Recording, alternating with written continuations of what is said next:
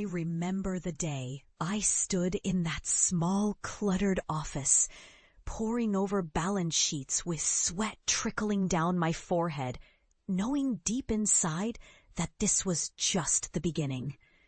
I was only 22, working as a teller at a local bank, dreaming of a future where I could rewrite my story and rise above the shadows of my humble beginnings.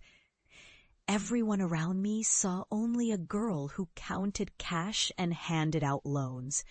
But I knew I had a fire burning inside, an ambition that refused to be smothered. That fire was fueled by betrayal, by those who dismissed me as insignificant, who whispered behind my back that I'd never climb higher than that counter.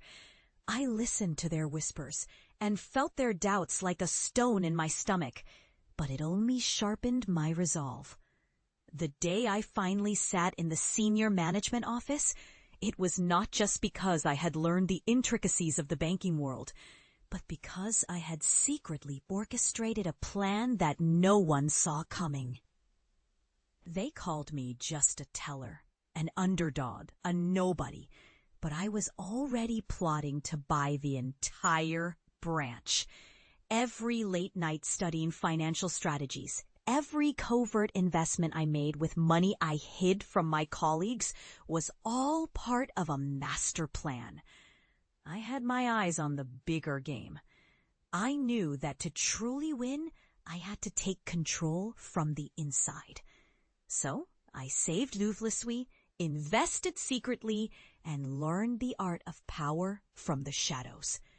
When the opportunity finally arose, I made my move. I arranged a takeover, quietly buying out my superiors, turning their own greed and complacency against them. The day I bought the branch, I felt a rush unlike anything I'd ever experienced, an intoxicating blend of triumph and vengeance. That moment was my declaration. I was no longer just a girl from nothing. I was a force to be reckoned with. Now, as a senior bank executive, I walk through those glass corridors with a quiet confidence, knowing I own not just my destiny, but the entire domain I once watched others control. Every time I see the faces of those who looked down on me, I see their shock, their regret, and I savor my victory. Because I know the truth. Sometimes the greatest power comes from patience, cunning, and a relentless refusal to be underestimated. If you love Helena's journey, like and subscribe to join her next chapter. And remember, no matter where you start, your ambition can transform you into the true master of your fate.